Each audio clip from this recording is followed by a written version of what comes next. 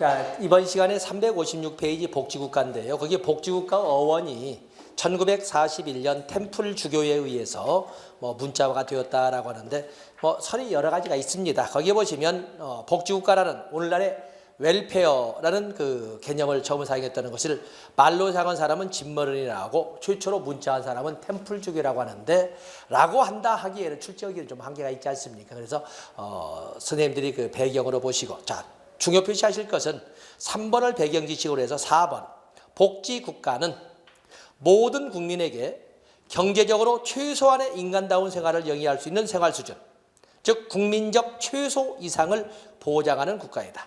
국민적 최소라는 말을 이렇게 씁니다. 그 영어 단어가 별로 이쁘지는 못하지만 출제하는 분들이 이렇게 국민적 최소라는 말을 쓰는데 그게 아마 유학을 다녀와서 이렇게 쓰시는 건지 우리의 국어 지식이 좀 아무리 적다 해도 쓰는 데는 좀 한계가 있는 용어 아니겠습니까? 근데 어쨌든 수업용 용어에 내셔널 미니멈이란 말을 국민적 최소란 말로 쓰고 있다. 또 그런가 하면 롤스의 정의론에서 나오는 것처럼 최소 수혜자에게 최대 혜택을 미니맥스란 말도 이렇게 출제 유형급들이 쓰기 때문에 우리가 쓰긴 합니다만은 어쩔 수 없이 복지국가는 모든 국민에게 경제적으로 최소한의 인간 생활을 영위할 수 있도록 하는 생활 수준을 보장하는 국가, 국민적 최소. 그래서 내셔널 미니멈이란 단어 출처 넣으시고 어색하지만 가지고 가셔야 되겠습니다. 다음에 복지국가의 특징. 그것도 암기할 건 아니고 눈으로 보는 단어가 되겠지요. 빈곤의 소멸 내지 감소. 소득의 분배와 재분배에 대한 평등화 지향 또는 대안이라기보다는 배분배를 통한 평등화 지향. 그렇죠? 평등화. 이건 우리가 평등이라고 할 때 이때의 평등은 어떤 평등이에요? 최저한의 평등과 그리고 비례적 평등. 그 평등과 공평이 같이 합쳐진 이런 평등으로 개념을 보시면 되겠죠.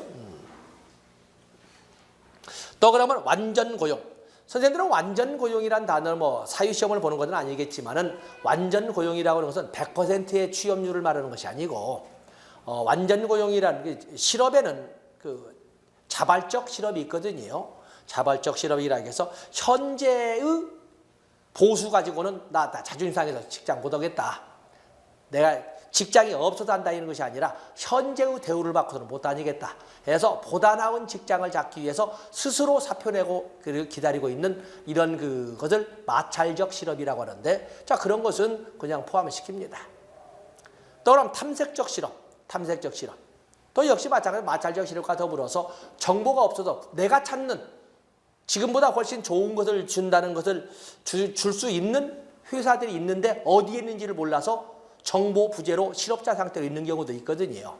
자, 그런 것은 빼고 해서 보통 완전 고용이라고 하는 것은 보통 97% 정도를 완전 고용이라고 합니다. 어쩌면 선생님들께서도 여기에 이렇게 도전하시는 그 고생을 사서시는 것은 현재의 대우가 내 몸값에 걸맞지 않다고 보는 거거든요. 적어도 내 역량에 비해서는 이보다는 더 높은 대우가 있어야 되는데 당연한 것처럼 대우를 하고 있는데 나 용납 못하겠다. 나 1급 따가지고 언제라도 배신 때리겠다. 지금 이렇게 지금 하고 있는 거거든요. 우리는 인생을 업을 향해서 살지 다운을 향해서 갖고 있지 않잖아요. 사회보장 중실 또 혼합경제에 나와 있네요. 복지국가는 전면적 국가 단독체제가 아니라는 겁니다. 공공부문과 민간부문의 결합에 의해서 이루어진다. 복지국가는 공공부문과 민간부문의 결합에 의해서. 그래서 혼합경제라고 할 적에는 이렇게 국가부문과 공공부문과 민간부문의 결합으로 이루어진다 해서 봐주시고. 다음에 별표 한 5만 개 하실 것이 바로 그 밑에 있는 왜 복지는 국가가 맡아야 하는가. 사회복지 재화나 서비스를 왜 국가가 제공해야 되는가. 바로 이제 거기가 한 문제가 나오는 영역이 되겠어요. 그냥 전체로 설명을 제가 길게 해서 다른 단어로만 적어도 되겠습니다만 거기 보면은 합리적인 사람이라면 내가 만든 물건을 다른 사람이 돈도 안 내고 쓰면 허용하겠습니까? 허용 안 되지요. 근데 사회복지라고 하는 것은 다른 사람이 써도 그걸 배제할 수 없고 다른 사람이 쓴다고 해서 내가 좀 쓴다 해서 다른 사람이 쓴다 해서 내 것이 부족하거나 그러질 않습니다. 그러니까 막아낼 수가 없어요. 그러면 현명한 사람이라면 이런 물건을 안 만들지요. 누가 만들어야 돼? 누구도 안 만들려고 하니까 국가가 만들어서 제공해야 된다는 거예요. 그래서 사회복지라고 하는 것은 공공재적 성격이 있기 때문에 어느 누구도 시장경제에서는 만들려고 하지 않는다. 제공하려고 하지 않는다. 따라서 국가가 만들어 국가가 제공해야 된다 하는 것이 첫 번째 내용이 되겠어요.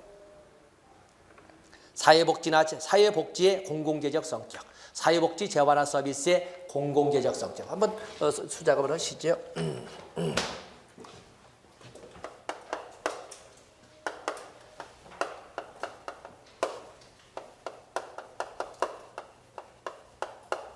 왜 사회복지는 국가가 운영해야 되는가? 첫 번째가 그냥 사회복지의 공공재적 성격.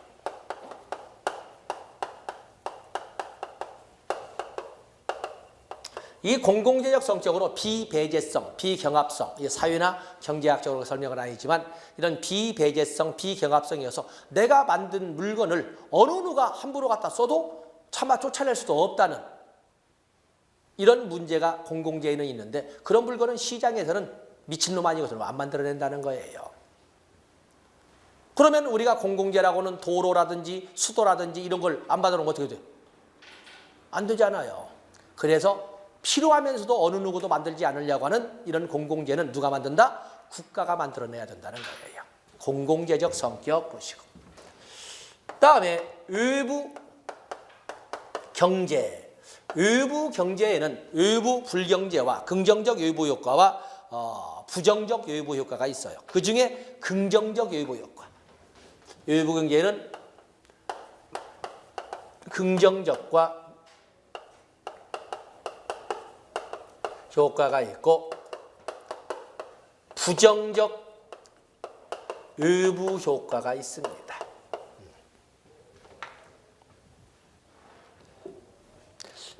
자, 보면은 우리가 과수원을 해서 열심히 복숭아꽃, 복사꽃, 백꽃을 피워서 산물을 기다리는데 어느 날 갑자기 트럭 한 대가 딱 오더니 그 담 옆에다가 양봉장을 차렸어요. 그리고는 한 두 달에 떠나버렸어. 돈 한 푼 안 들이고 산 골짜기 옆에다가 잠시 차만 한 두어 달 세워놨다 갔는데 걔는 엄청난 꿀을 가져간 거지요. 짜증나지요. 우리가 백꽃을 피우고 복사꽃을 피우기 위해서는 얼마나 많은 초봄부터 가지치기를 하고 이렇게 이 고생을 해서 만들어놨더니 그중에 많은 산물을 그냥 공짜로 가져간 거예요. 이렇게 우리가 만든 이것은 잠재적 경제이라면 자기 노고에 대한 보답도 없이 어떤 것을 제공하려고 하지 않는다는 거예요. 그걸 만드는 것은 스스로 생각해도 아주 비합리적인 경제이죠. 그래서 이런 물건은 시장에서는 가능한 한 안 만들어내려고 그래요. 그래서 이런 물건 누가 만들어야 한다? 마치 공공재적 성격을 가진 것처럼 국가가 만들어내야 된다는 거예요. 또 그런가 하면은 거기 보면은 부정적 외부 효과도 있는데 부정적 외부 효과도 역시 마찬가지로 국가가 간섭하지 않으면 안 된다는 거예요. 자기는 다른 사람에게 해를 끼칠 또 다른 사람에게 내가 쓴다고도 안 했는데 자기가 모르는 사이에 많은 혜택을 받는 경우도 있고 또 다른 사람에게 해를 주는 경우도 있거든요. 그런 해를 주는 경우 국가가 나서서 단죄하지 않으면 사회가 썩어버린다는 거예요.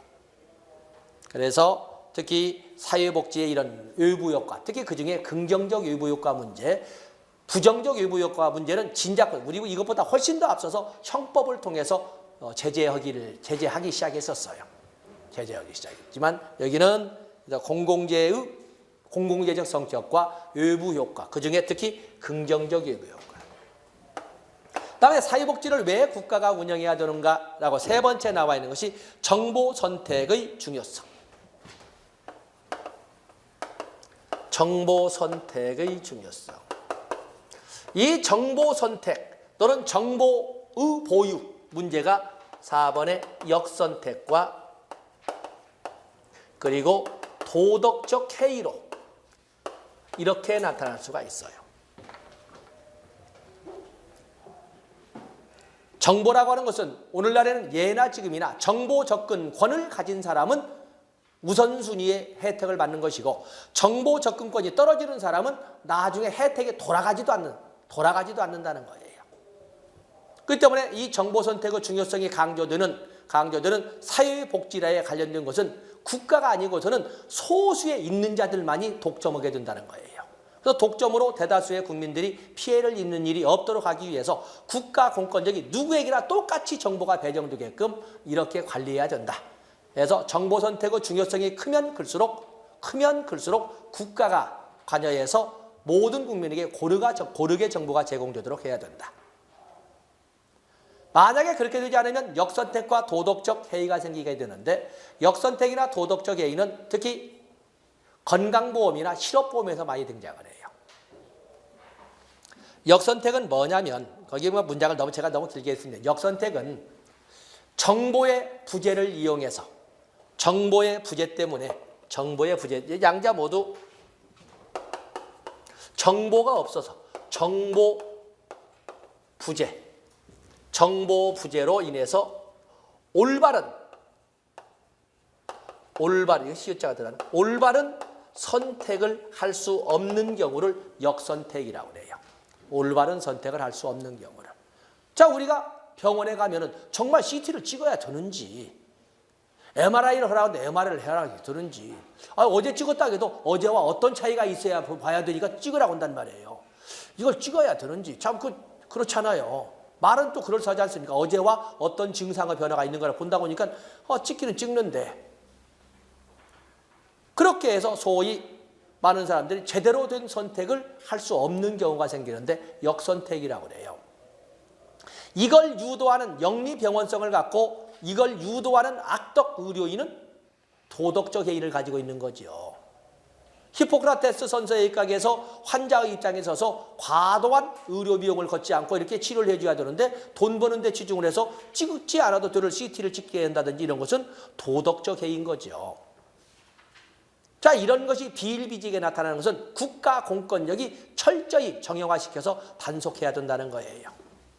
그래서 역선택이나 도덕적 해이가 흔히 나타나는 문제나 사안에 대해서는 국가가 관리해야 된다. 사회복지가 그렇다, 특히. 또 그런가 하면은 위험 발생의 비독립성, 위험 발생의 상호 의존성.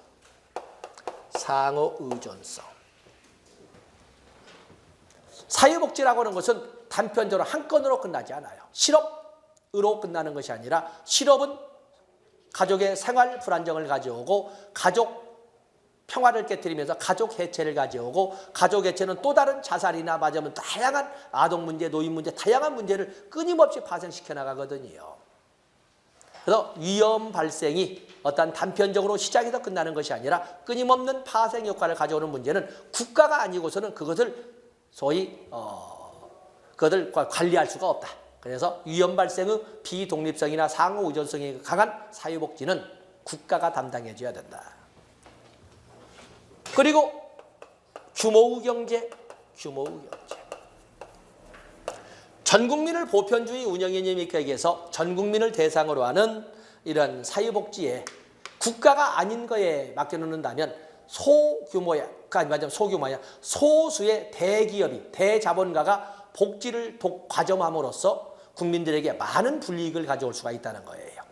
그래서 국가가 많은 돈을 들여서라도 독과점의 폐해를 막기 위해서라도 규모의 경제를 이용한 국가가, 말하자면 공권력이 사회복지는 담당해야 된다. 그래서 왜 사회복지는 국가가 맡아야 되는가 하는 그 이유를 이렇게 보통 7가지로 제시하고 출제를 하고 있습니다.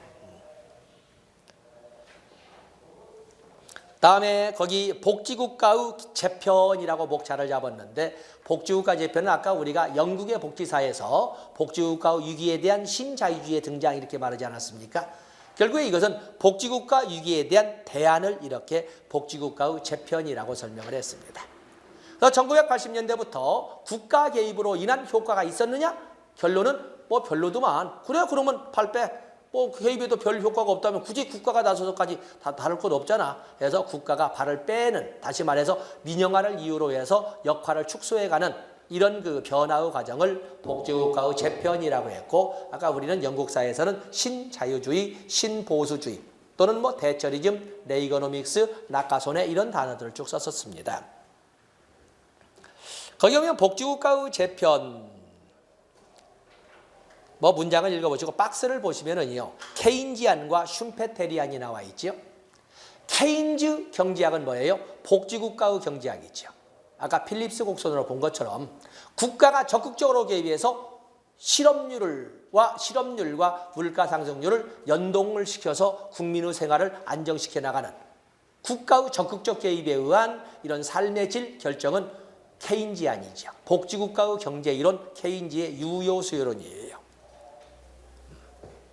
이 시대의 흐름을 우리는 1970년대까지를 모더니즘 근대사회라고 합니다. 근대사회. 그러다가 70년대에 복지국가의 위기가 오니까 그에 대한 대안으로 등장하는 것이 바로 신자유주의, 신보수주의인데 신자유주의, 신보수주의 중에 특히 미국의 레이거노믹스는 어떤 정책을 하냐면 신연방주의를 이끌어갑니다. 신연방주의. 그러면서 이 경제의 위기를 기업인과 같은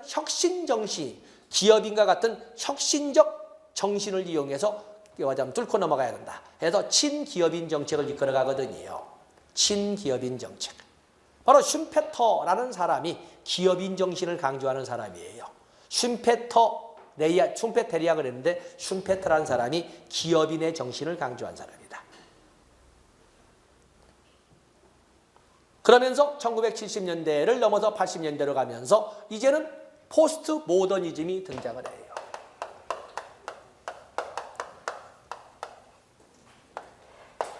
포스트모더니즘. 선생님들은 교복세대 아니죠? 선생님들은 교복세대인가요? 교복세대. 그럼 교복세대는 모더니즘이죠. 대량 생산, 대량 소비. 여학교 그러면 똑같은 세라복이 있는 소수의 지역 매너는 거의 똑같은 검은 교복에 흰 카라가 있는 옷을 입고 이렇게 학교를 다니고 그랬어요.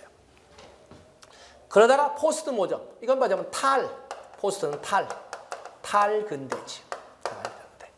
근대의 특징은 정형화, 정형, 또 객관성, 절대성, 진리, 이성 또는 합리 이걸 다 벗어나자는 거예요. 탈정형, 탈객관, 탈절대, 탈진리, 탈이성, 탈합리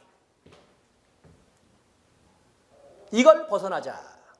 그러면서 이야기를 거대 담론,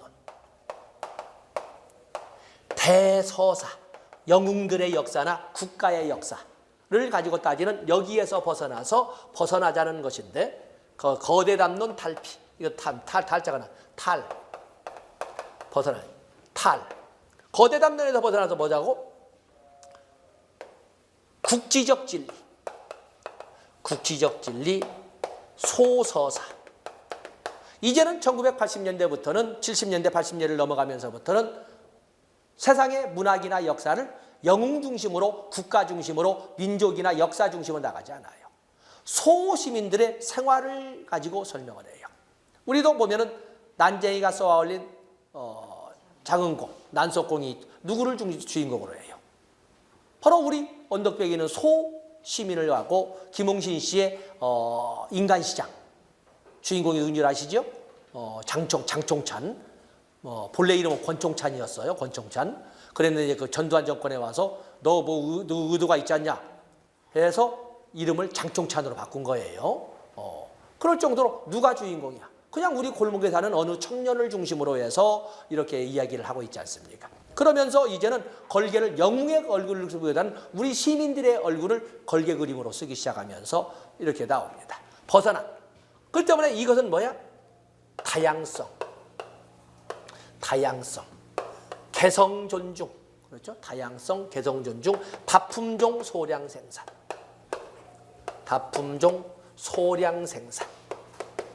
이런 등등을 보여주는 시대적 흐름에 복지국가 입장에서는 슈페테리안이 등장을 하는 거죠. 우리가 타일러의 과학적 관련, 행정론에서 배우시겠지만 과학적 관련 아시죠? 또 그런가 하면은 포드 시스템. 아주 시간, 공간을 정확하게 해서 기계처럼 정형화된 시 공간 가운데서 착착착착 차가 쫙 빠져나오는. 거기에서 벗어나자는 거예요. 자, 여러분 다품종 소량 생산. 또 세 번째는 근로연계복지, 기업에 의한 문제 해결, 노동시장의 유연성, 그러면서 창조적 파괴 이론, 기업가 정신에 의한 경제성장. 맞아요. 이명박 정부가 이끌었던 부자, 그죠? 감세안이 바로 이 정책이 되겠어요. 슌페테리안. 네이거노믹스의 친기업인 정책, 이명박 정부의 부자 감세안, 이런 등등이 전부 이러한 내용들을 내세우면서 이끌어갔던 정책들이에요. 그 이외에도 슌페테리안 복지국가 시스템이 등장하면서도 그 이외에도 복지국가 위기를 벗어나고자 하는 흐름은 북유럽에서도 등장을 하는데, 거기 대표적으로 제목으로만 스칸디나비아의 길, 스칸디나비아의 길. 또 그러면 영국을 중심으로 등장을 했던 신자유주의의 길. 또 쭉 내려보시면 신자유주의의 길은 뭐 보신 것처럼 영국의 대처리즘, 뭐 미국의 레이거노믹스, 뭐 일본의 낙하손해 정책 등이 있습니다. 그런가 하면 노동 감축의 길, 노동 감축의 길. 여기는 유럽 대륙을 중심으로 등장한 것이 노동 감축의 길. 자, 이런 것 등은 우리가 그냥 일반적으로 알고 있는 신자유주의 이외에도 복지국가 위기를 벗어나고자 하는 대표적인 용어가 되겠어요. 스칸디나비아의 길, 노동 감축의 길, 또 그러면 슌페테리안 워크페어, 이런 단어들은 복지국가 위기를 극복하고자 하는 대안으로 나온 용어다, 이렇게 봐주시면 되겠습니다. 다음에 360페이지 복지국가의 발달 이론 한 45,000개 별표하시면 되겠어요. 여기는 다음 시간에 배우게 될 사회정책 이론과 겹쳐서 출제가 되는데, 복지국가는 어떻게 발달하게 되었을까? 복지국가 발달 이론입니다. 복지국가 발달 이론. 첫 번째 산업화 이론은 뒤에서 나오겠지만, 산업화 이론은 결국에 산업화 이론이라는 것은 산업화 과정 중에 필연적으로 발생할 수밖에 없는 문제 해결책이 사회정책이고 복지국가이다 하는 이론이에요.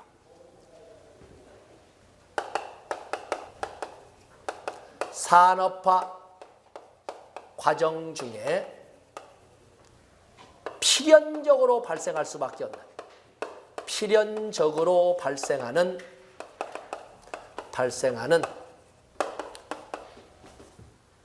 문제들에 대한 해결책으로 등장한 것이 복지국가이고 복지정책이다 하는 이론이에요. 뭐 뒤에서도 반복이 되겠습니다만, 산업화는 반드시 도시화와 같이 이루어집니다. 우리가 보면 공단을 지으면 땅값이 싼 변두리에 지었으면 쓰겠는데 왜 자꾸 도시에 지을까? 선생님들 잘 아시는 것처럼 우리나라의 대표적인 산업단지가 어디예요? 수도권 산업단지와 남동임해공단이잖아요. 그들을 다 어디다 지었어? 중심지를 도시에다 짓거든요. 왜 그럴까? 바로 규모 경제 때문에 그랬어요. 공장 하나를 지어도 도로 관리해야 되고 상하수도 관리해야 되고 전기통신망 관리해야 되고 다 하거든요. 그 돈이 훨씬 비싸다는 거예요. 기존에 있는 임대료 비싸다고 해도 그걸 따라갈 수는 없다는 거예요. 그래도 이 산업화는 도시에서 시작을 해요. 도시화가 시작하면 그 다음에 문제가 뭐야? 이촌향도 문제가 등장을 하고, 이촌향도가 문제가 등장하면 바로 집 없이 몸뚱이와 열정만 가지고 오니까 바로 주변에다가 천막을 치기 시작하면서 주택 문제, 위생 문제가 등장하고, 그러면서 도시 정책 문제는 도시 경제가 무너지면서 스프롤 현상이 나타나고, 한 3, 4년 지나면 동네에서 자기 고향에서 처자식 데려오기 시작하니까 이때부터 아동 문제 등장하고, 농촌에서 독거노인 문제, 또 일손 부족 문제. 도시에서는 어느 정도 시간 지나면 이제는 일자리가 다 채워지면 이제 실업 대란 문제. 그러면서 청소년 문제가 동시에 발생을 하는 거죠. 거의 10년 이내에 순식간에 딱 모든 문제가 발생을 합니다. 그런 문제에 대한 해결책이 곧 복지국가이고 또 복지정책이다, 이렇게 하는 이론입니다. 다음에 두 번째 보시면 독점자본이론 이렇게 나와 있는데, 독점자본이론, 복지국가란 시장 실패에 대한 대책으로 나온 것이다.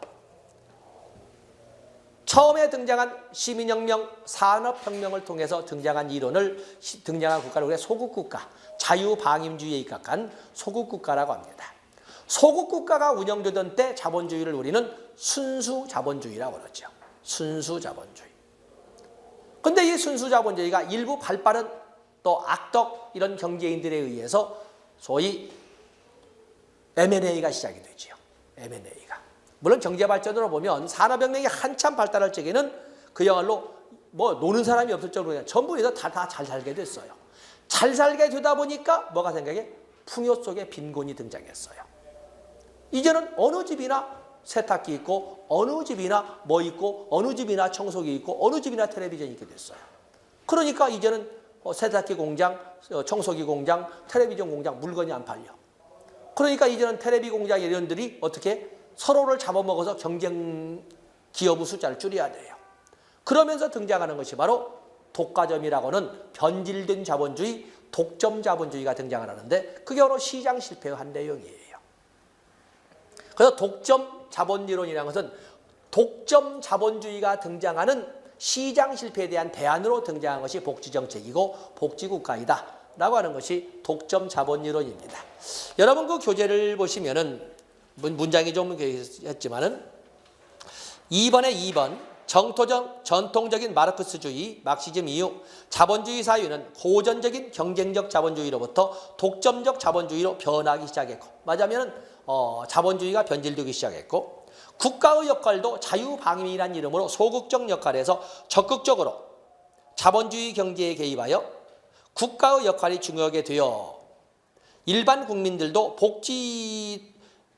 복지도 책임지는 복지국가가 등장한 것이다. 말을 좀 수정을 해야 되겠군요.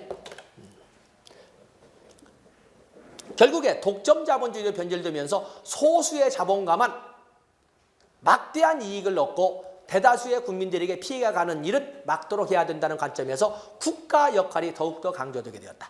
그래서 나온 것이 복지국가다. 이 말을 지금 하고 있는 겁니다. 다음에 사회민주주의.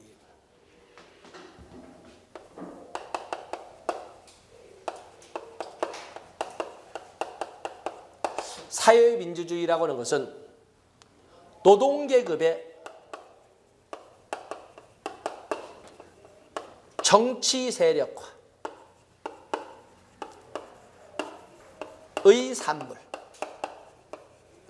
또는 자본계급과 노동계급의 투쟁 끝에 노동계급이 쟁취한 승리의 전리품을 복지국가, 복지정책이라고 한다. 이 개념이에요. 그래서 노동계급의 정치 세력화의 산물 또는 자본계급과 노동계급의 투쟁 끝에 노동계급이 쟁취한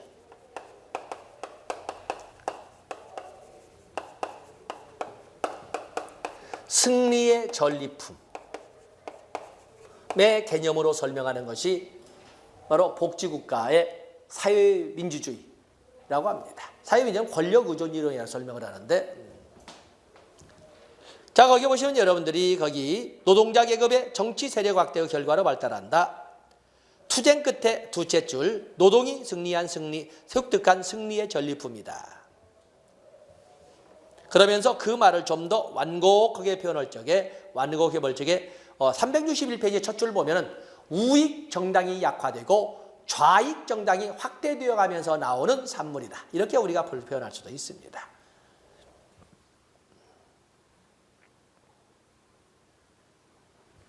그래서 좌익 정당, 우익 정당을 이렇게 복지정책이나 복지국가 이런 나오면 그건 사회민주주의 이렇게 그냥 답을 바로 가버리면 됩니다. 다음에 361쪽에 보면 이익집단 정치이론, 집단 정치이론. 복지국가란 이익집단들 간에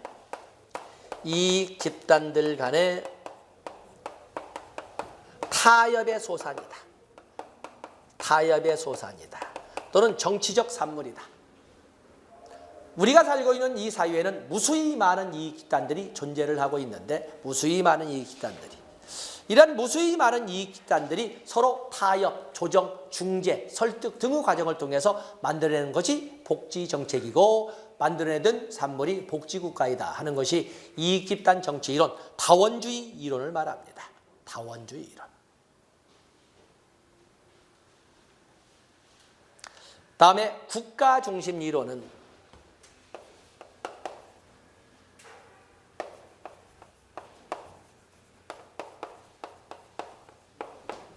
국가 중심 이론. 이 두 개의 이론은 착각을 버리시오. 착각을 버리시오. 라고 내가 쓸 수가 있어요.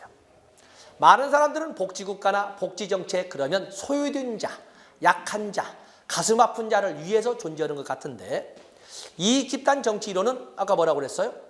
그 사이에 무수히 많은 이익 집단들의 거중 조정의 결과로 나온 것이 복지정책이고 복지국가이다. 그런데 이익 집단이라고 하는 존재들은 크든 작든 간에 소유된 계층과는 관련이 없는 힘 있는 자들의 집단이라는 거예요.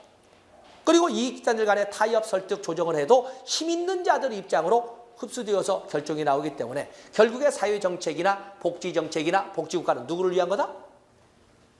힘없는 자들을 위한 것이 아니라고 말을 못하지만은 그렇다고 해서 힘없는 자들을 위한 것이라고 말하는 데는 한계가 있다. 이렇게 어쩡쩡하게 표현하지만 소유된 계층을 위한 것이다라고 말을 할 수 있을까? 라는 의문을 충분히 갖게 하는 것이 이익 집단 정치 이론이에요.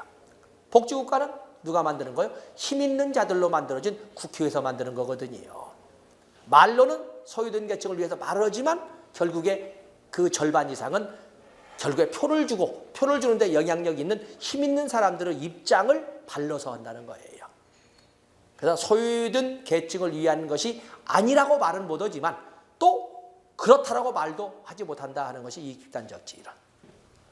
다음에 국가 중심 이론. 많은 사람들이 생각을 할 적에 복지 그러면 제가 첫날 한 것처럼 for the people, 수요자를 중심으로 복지 정책이 만들어지고 수요자인 국민을 중심으로 복지국가 만들어지는 걸로 착각하는데 착각 버리시오. 복지국가는 누가 만드는 거죠? 국가가 국가 입장에서 만든 산물이지 무슨 도움이 필요한 수요자를 위해서 만든 산물이 아닙니다. 이렇게 표현을 합니다. 그렇기 때문에 여기는 정부 관료의 입장이 반영된 문서일 뿐이다. 이렇게 표현하는 거죠. 우리가 볼 때는 수요자를 중심으로 이렇게 표현은 아닙니다.